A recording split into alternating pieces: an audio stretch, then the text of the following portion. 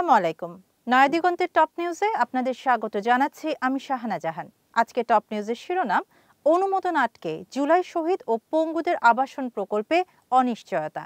বৈষম্য বিরোধী ছাত্র আন্দোলন 2024-এ শহীদ ও কর্মক্ষমতা হারানো আহতদের জন্য প্রস্তাবিত দুটি আবাসন প্রকল্পের বাস্তবায়ন অনিশ্চিত হয়ে পড়েছে।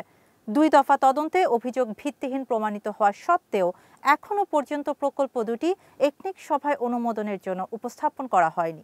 সরকার জুলাই 2024-এর আন্দোলনে শহীদ ও আহতদের প্রতি জাতির শ্রদ্ধা ও দায়বদ্ধতা বাস্তবায়নের অংশ হিসেবে ঢাকার মিরপুরে দুটি পৃথক আবাসন প্রকল্প হাতে নেয়: 36 জুলাই আবাসিক ফ্ল্যাট প্রকল্প ও জুলাই যোদ্ধা আবাসন প্রকল্প।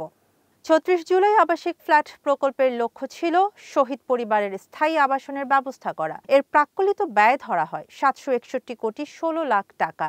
এর মেয়াদ প্রস্তাব করা হয়েছিল জুলাই 2025 থেকে জুন 2029 পর্যন্ত। মিরপুর সেকশন 14-এ 5.08 একর জমিতে প্রতিটি 1355 বর্গফিট আয়তনের 804টি ফ্ল্যাট নির্মাণের পরিকল্পনা ছিল তাতে।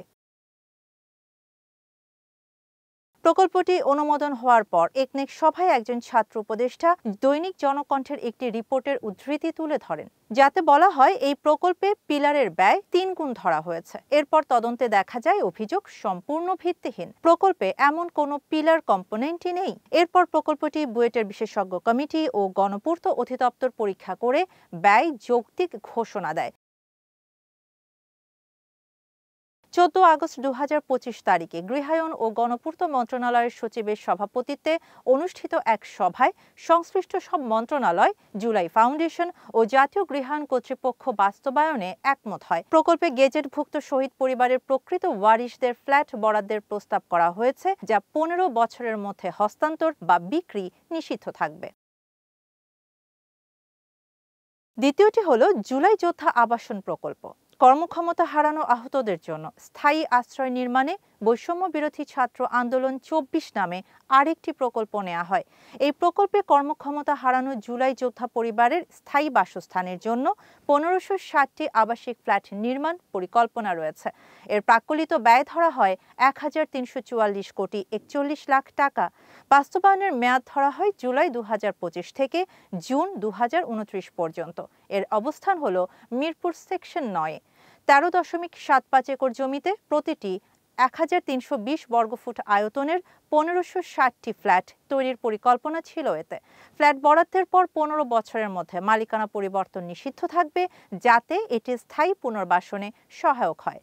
2 দফা তদন্তে প্রকল্পগুলো ত্রুটিমুক্ত ও স্বচ্ছ প্রমাণিত হলেও নভেম্বর পর্যন্ত একনেক সভায় আর উপস্থাপন করা হয়নি। পরিকল্পনা কমিশনের কর্মকর্তারা বলছেন, কিছু প্রভাবশালী মহল ইচ্ছাকৃতভাবে প্রকল্পটি আটকে রেখেছে। সূত্রমতে, ফ্যাসিবাদের সুবিধাভোগী কয়েকজন কর্মকর্তা ও এক ছাত্র উপদেষ্টার ভূমিকা এতে প্রশ্নবিদ্ধ। এর ফলে জুলাই শহীদ পরিবারের আবাসন স্বপ্ন এখন ঝুঁকিতে। তাদের জন্য ঘোষিত 30 লাখ টাকার অনুদানের 1/3 এখনও অবমুক্ত হয়নি। ফলে অনেক পরিবার মানবেতর জীবনযাপন করছে।